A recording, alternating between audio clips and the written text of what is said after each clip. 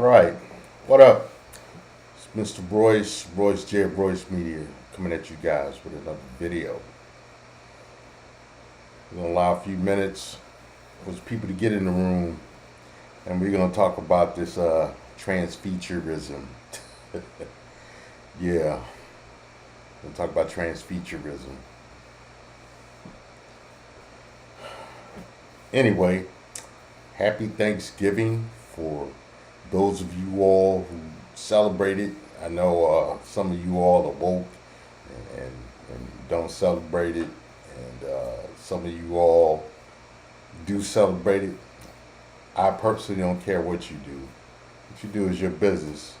You know, I would say any holiday that we have, instead of focusing on the so-called origins of the holiday, take it as a chance to get together with family and friends and to show your appreciation for those people that are important to you.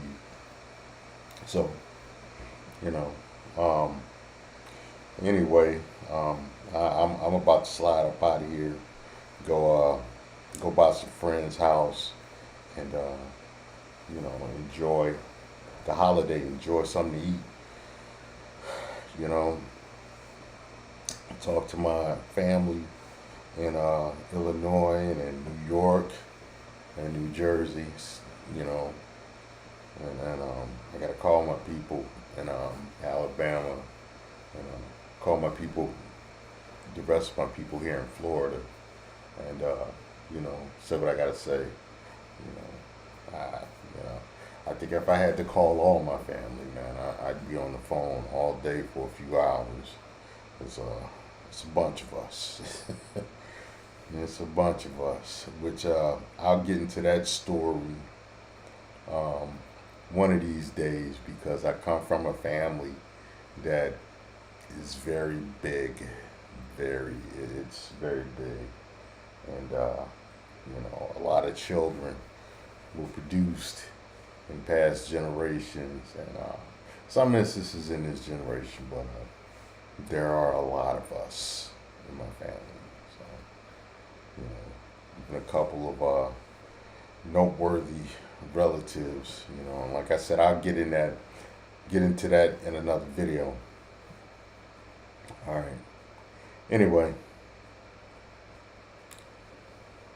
well, look like this is pretty much gonna do what it's gonna do. Anyway, let's talk about this Trans-Featurism thing. This is a term I came up with. I came up with this actually.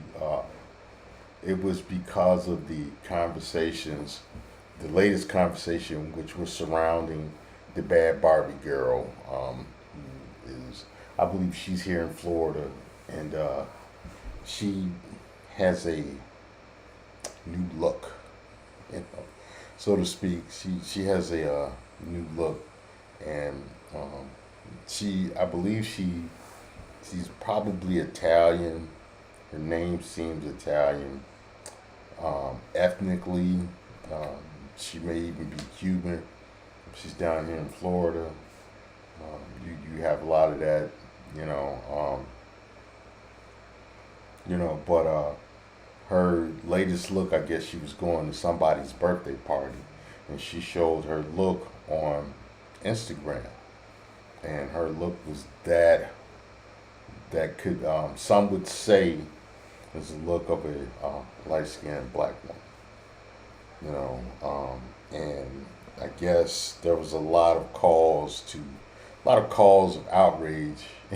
A lot of people upset about her look, because I guess she darkened her skin, either by tanning or pills, some kind of way. She figured out a way to darken her skin.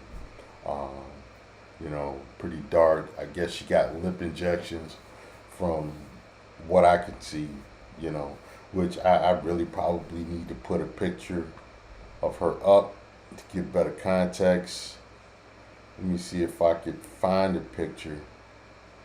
See if I can find a picture of her, And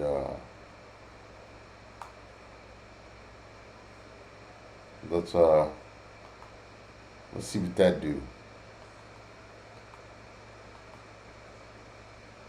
Let's see if I can find a picture of it.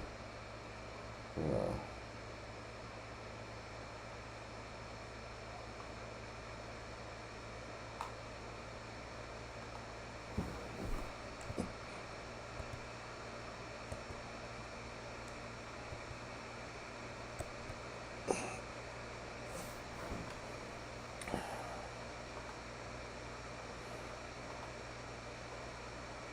yeah. Well, anyway, she changed up her look, and you know, a lot of the cultural appropriation people jumped out there, and you know, they did what they do. Said she was a cultural appropriator. Let me see if I could actually find some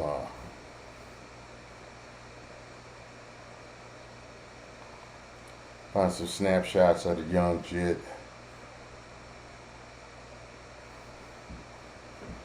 And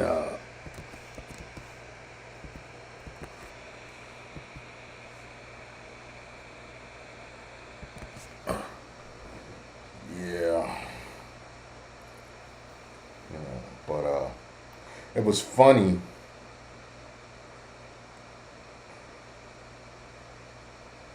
that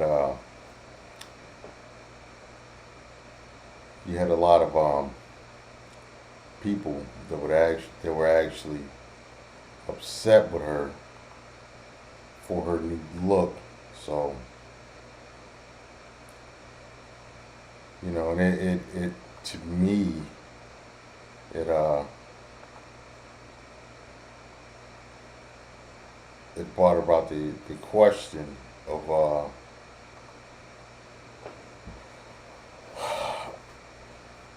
why are you all mad when we have when transfeaturism is common and is practiced in the U.S. by every racial and ethnic group here on the female side of the game, you know. So I don't get it, you know. I don't understand why the outrage, you know. So yeah, I don't get it, you know.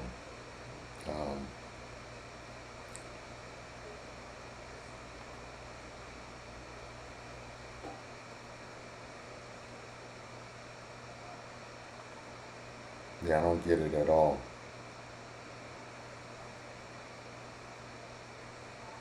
You know.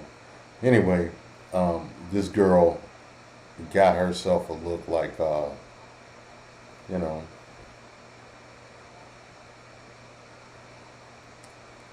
like a light skinned black girl. You know, some would say allegedly. You know, so let me see if I can find a picture of it.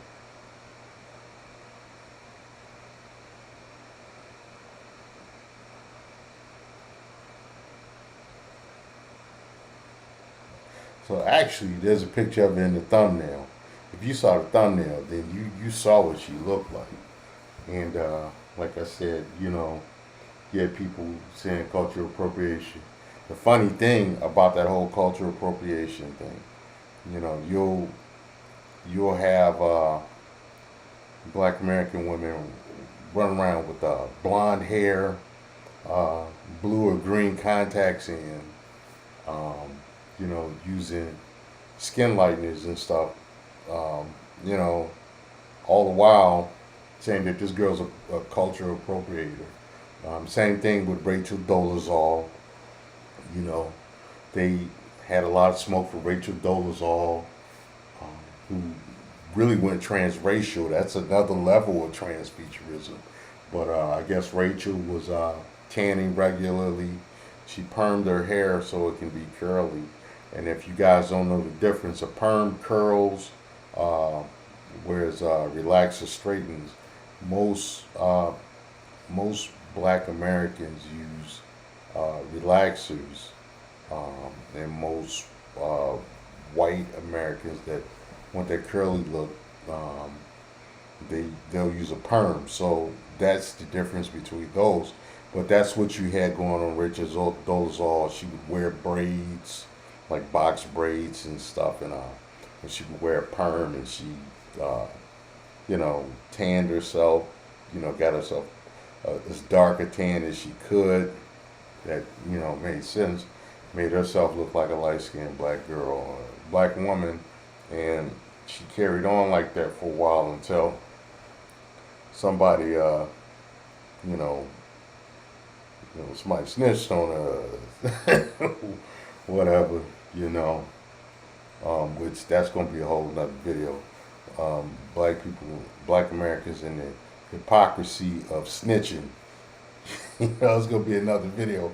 But anyway, getting back to Rachel Dolezal and Bad Barbie, and another one is Whoa Vicky.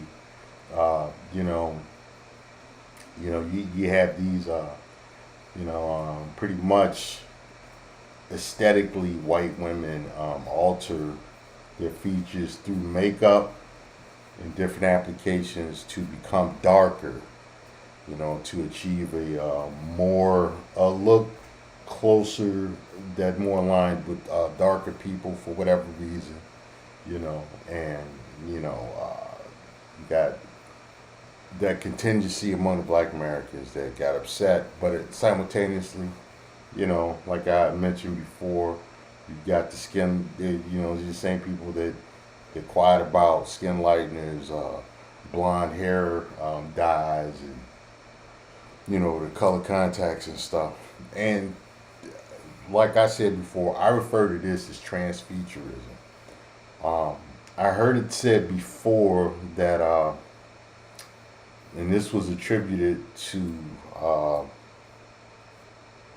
what is that, evolutionist, but it's been said that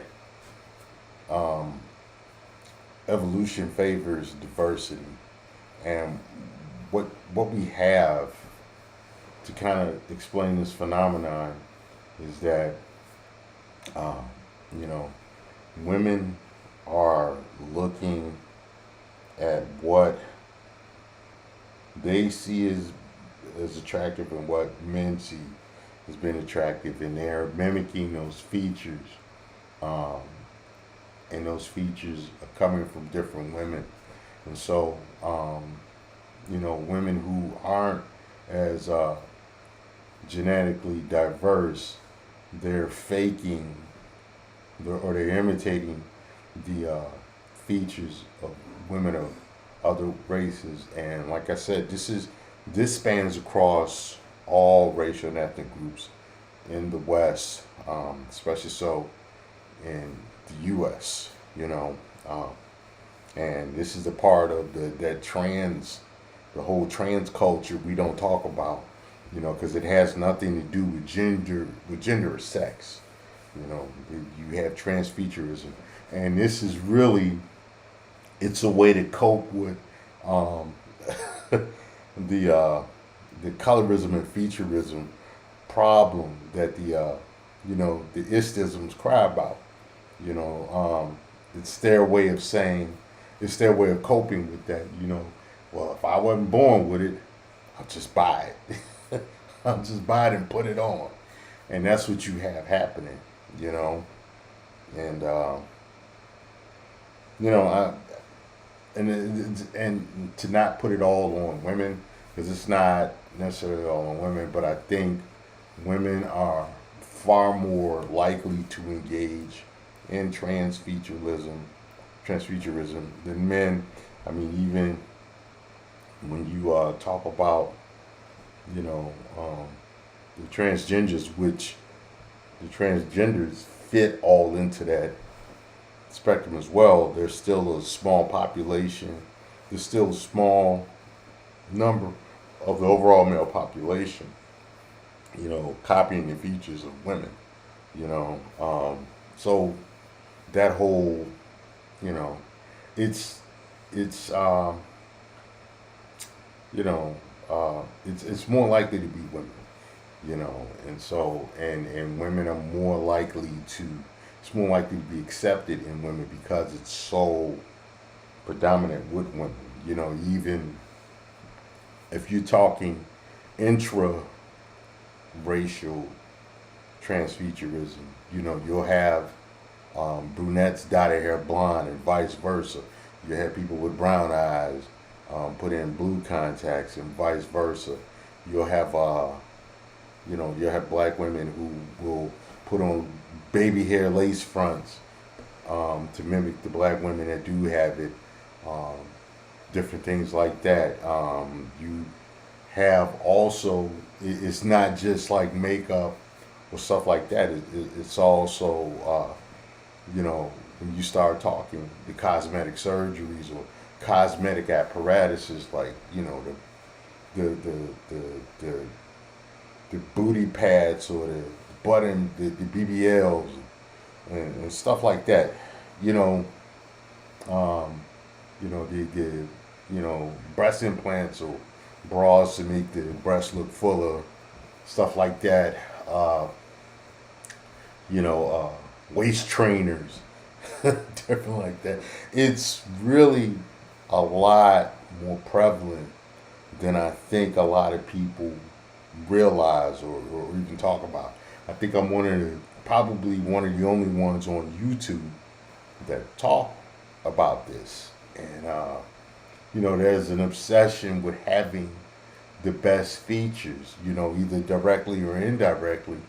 And it's a $1 billion industry, really, And so, and I think, with the transgenders, that's just the extreme side of all of that. But, it's way more common than a lot of people realize. You know, do males engage in it? Do males, besides those involved with the transgender lifestyle, do they engage in it? I would say probably so, but again, to a lesser extent, like, the shoes with the lifts in them, you know, uh, I would say veneers, getting veneers and stuff like that, and caps for the teeth to make the teeth look better.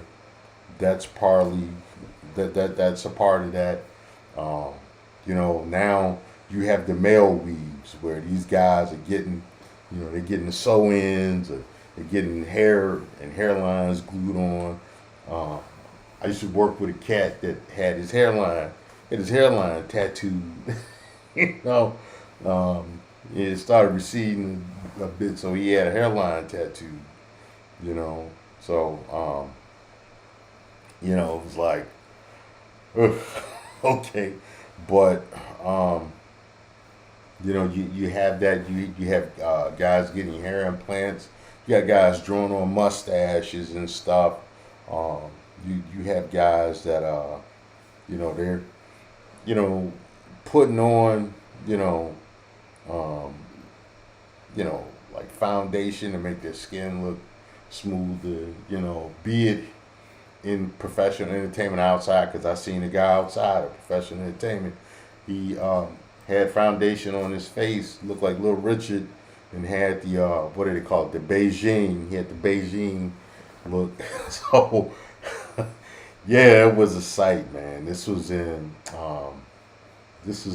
Vietnam in North Carolina, and for all my people that's been to Fort Bragg, you know what, and you probably know who I'm talking about if that guy's still living. This was like, man, 20, 21 years ago. I saw this cat looking all crazy, but he had the Beijing, hairline drawn in. He had foundation on, had a, eyebrow penciled in mustache and stuff. But that's transfeaturism. You know, that's transfeaturism. So, it it goes beyond just a simple capping with fake purses and fake jewelry and stuff. You know, I think I might do a trans status video as well to talk about that. All of the fugazi that goes with the you know, with the accessories. So it's wild out here. But what you saw the bad Barbie girl do, that's you know, it's not that uncommon, and it's not really that unusual. I think what she did was probably more on the extreme end, and because she is a social media personality, that's why she got the attention of it. But the attention for doing it, but it's not as uncommon as some people, um, as a lot of people really want to pass it off as. This is, it's not as, to me, it's not as shocking, and it's just a testament of, you know, um, the manifestation of genetic competition, where you have people, wanting to aggregate the best features of different groups that they can. Now, is this a whole thing with, like I've heard Black American women say, well, these women of other races want to be us. Uh, as a whole, probably not. Um, but with her, that may be a different situation. She might be like Rachel Dolezal, but I don't think it's that people necessarily want to be someone of another race. When women do this, I think they want certain features. So it's just like, I don't think Black American women want to be women of another race necessarily as a whole, but they want certain features, for whatever reason. I think that's more of the case. So that's what you have with that. But the Trans-Featurism is real, and it's common. Don't let anybody tell you it's not. It is. It's out there, and it's a lot of it. It's a whole lot of it. What do you think all of these BBLs and stuff, why they came about? These mommy makeovers, different stuff like that. And as I mentioned earlier, now men are getting in on the game. You'll see some stuff. As I mentioned before, you got guys gluing on hairlines and tattooing on hairlines. So it is what it is. Anyway, I'm gonna cut this short. If you guys would like me to talk about this more, we'll talk about some other subjects. Hit me in the comments and let me know. Let me know something so that I can start producing videos like that. I'll probably start doing request videos real soon. Talk about some of the stuff you guys want to hear me talk about. It depends though, because I'm not doing all of that. I'm not doing the pro blicky stuff. Y'all know no. It ain't happening, and I ain't gonna be running around here just savaging, women and stuff like that. I mean, I'll call out some of the bullshit that women do, but just going one of those, constant red pill rage tirade. I'm not doing that. I'm not doing that. And like I always say, I'm a traveler. I have had a passport for years, working on my third passport. I ain't never been one of them ones to go skirt chasing overseas, which I don't have a problem with. You do what you want to do as long as it's with legal age adults and you ain't breaking no laws like Brittany Griner. do what you want to do to be happy, but I'm not giving dating advice on how to pick up women overseas. I'll talk about what I've seen as far as that for guys that do that, the stuff I've observed. Now, if you want me to talk about that, I'll talk about that. You know, because it'll be just me giving my take on it as a third party, as an objective third party. But I'm not I'm not the one to be talking about picking up women overseas because I'm married and I take my sand to the beach. I'm good. So, but that being said, I don't have a problem whatsoever what guys do overseas as long as it's with consenting adults and they don't break any laws. You know, I don't have an issue with sex pets at all. I mean, hey, get it how you live. And the first sex pets I say were female. You know, that's when I really started noticing because I've been traveling since the '90s. You know, since the early '90s, and the first people I seen really, getting it in on the passport tip were women. Were white women. So, you know, and I seen the Brendas, not too far behind them, doing the same thing. So, that's a whole nother video, and I do believe I covered that before, but I'll cover it again if you all would like me to. Also, I'm gonna do some more vet bro type stuff. We, military war stories, barracks, some barracks stories and stuff like that. I'll talk about that stuff too. But anyway, this is Royce Media. Like, share, and subscribe. Hit the like button or hit the dislike button. Do something.